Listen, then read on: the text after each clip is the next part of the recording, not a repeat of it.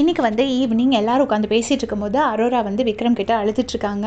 இந்த மாதிரி வினுக்குட்டியை நான் அனுப்பிச்சிட்டேன்னு சொல்லும்போது எனக்கு ரொம்ப கஷ்டமாக இருக்குது அப்படின்னு கவின் ஏதோ சொல்லியிருப்பார் போல இருக்குது. அதுலேருந்து ரொம்ப அப்செட் ஆகிட்டாங்க.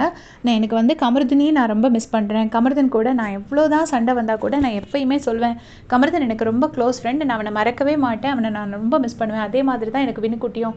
டே 1லேருந்து எவ்வளோ சண்டை வந்தாலும் எனக்கு வினுக்குட்டியை பிடிக்கும். அவ்வளோ பிடிச்ச ஒருத்தரை போய் நான் அனுப்பிட்டேன்னு சொல்லும்போது எனக்கு ரொம்ப கஷ்டமாக இருக்குது. இப்படி தான் துஷாரை சொன்னாங்க, கமருதனை சொன்னாங்க, இப்போ வினோத்தை சொல்கிறாங்க. அது எப்படி எல்லாரும் போகிறதுக்கும் நான் காரணமாக இருக்க முடியும் அப்படின்னு சொல்லிட்டு அரோரா வந்து அழுதுட்ருக்காங்க. அப்போ வந்து வினோத் வந்துட்டு சமாதானப்படுத்துகிறாரு. சரி விடு, நான் எதாவது சொன்னேன்னா விடு, நான் எதுவும் சொல்லலைல்ல, நான் தான் ஸ்டேஜில் வச்சே சொல்லிட்டேன்ல அப்படின்னு சொல்கிறாரு. உடனே சுபிக்ஷா சொல்கிறாங்க, ஆமாம் ஸ்டேஜில் வச்சே போட்டு சொல்லியாச்சு அப்படின்னு சொல்கிறாங்க.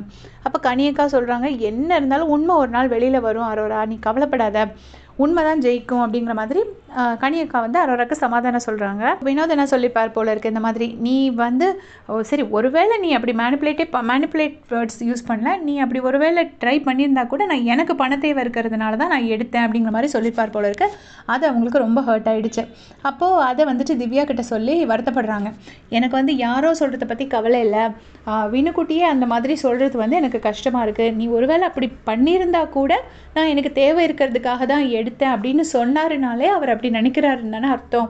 இப்போ அவர் நினைக்கலைன்னா என்ன சொல்லியிருப்பாரு, நீ என்ன பண்ண, நான் தான் எடுத்தேன் அப்படி தானே சொல்லியிருப்பாரு. அப்போ ஃபஸ்ட் டேலேருந்து நானும் அவரும் ரொம்ப க்ளோஸ் ஃப்ரெண்ட்ஸு. அப்போ அவ்வளோ வேண்டி எனக்கு எப்போவுமே எனக்கு ரொம்ப பிடிச்சவங்க தான் என்னோடய வீக்னஸ். இப்போ துஷாரை சொன்னால் எனக்கு ஹர்ட் ஆகும், அதே மாதிரி வினுக்குட்டியை சொன்னால் எனக்கு ஹர்ட் ஆகும். அவர் இப்போ அனுப்புறதுக்கு நான் காரணமாயிட்டேன்னு சொல்கிறாங்க. அதே மாதிரி தான் எனக்கு கமருதனும் அப்படின்னு சொல்லிட்டு திவ்யா கிட்ட வந்து ஷேர் பண்ணி அழுதுட்ருக்காங்க.